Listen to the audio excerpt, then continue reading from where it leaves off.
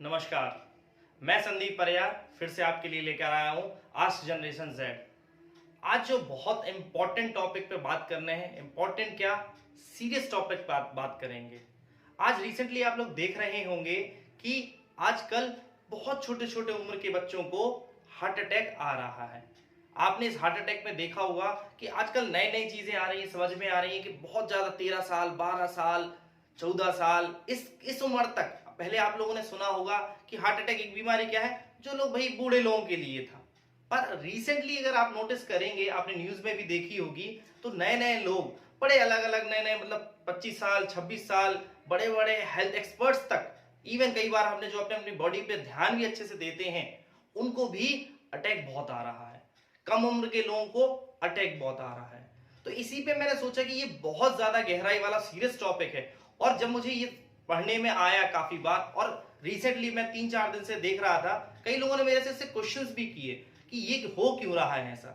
तो मैंने सोचा कि भाई इसके बारे में पता किया जाए कि रिसेंटली ये प्रॉब्लम आ क्यों रही है। तो मैंने देखा कि कई बार मैंने जब स्टडीज की, पढ़ा, समझा, तो समझ में आया कि भाई इसका इश्यू क्या है। तो मैंने जब डिटेल स्टडी की तो मैंने देखा कि आजकल 16 से लेके 44 साल के लोगों के बीच में हार्ट अटैक की प्रॉब्लम्स बहुत ज्यादा इंक्रीज हो गई हैं। और मैंने देखा है कि लोग अलग अलग इतनी उम्र में कैसे हो सकता है। जनरली अपन लोग मानते हैं कि हार्ट अटैक बीमारी क्या है, एक स्ट्रेस की बीमारी है। बेसिकली सबके दिमाग में क्या बैठा है कि ये स्ट्रेस की बीमारी है। पर रिसेंटली 14 साल 13 साल के बच्चे को इतना स्ट्रेस कैसे आया, मैं भी थोड़ा सा हैरान था इस चीज को देख के। पर अब मैंने जब स्टडी की, मुझे समझ में आया तो सबसे बड़े रीजंस उसमें काफी रीजंस हैं। एक कॉज नहीं है ये, आप जरूरी नहीं है कि एक ही कॉज है।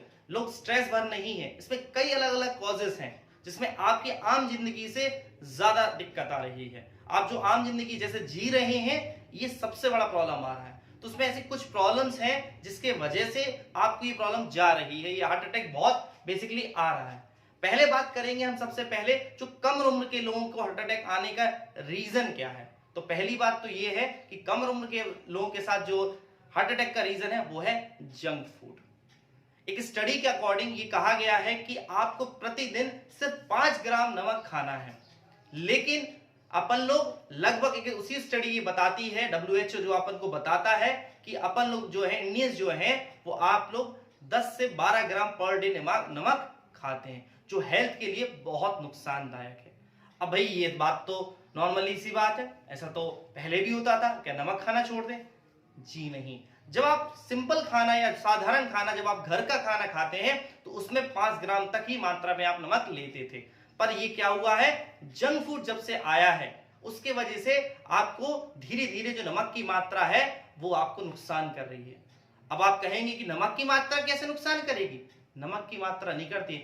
नमक के अंदर सोडियम पाया जाता है जो कि अपनी बॉडी के लिए सिर्फ एक दिन में 2 ही ग्राम बहुत आवश्यकता होती है, बस, इससे ज्यादा की जरूरत नहीं है।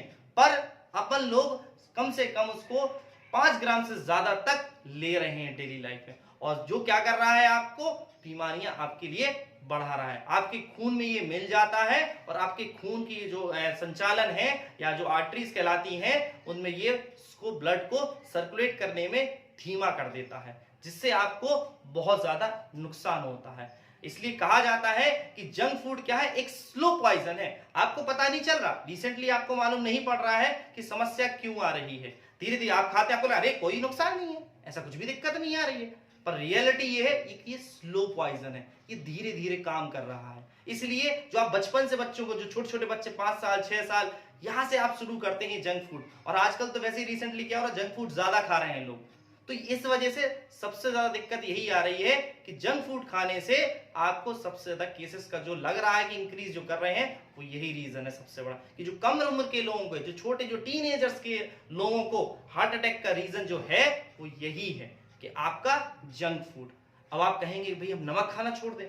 जी नहीं, नमक मत खाना छोड़िए, नमक आप खाइए, पर कोशिश ये करिए कि आपको बाहर का खाना ना खाना पड़े।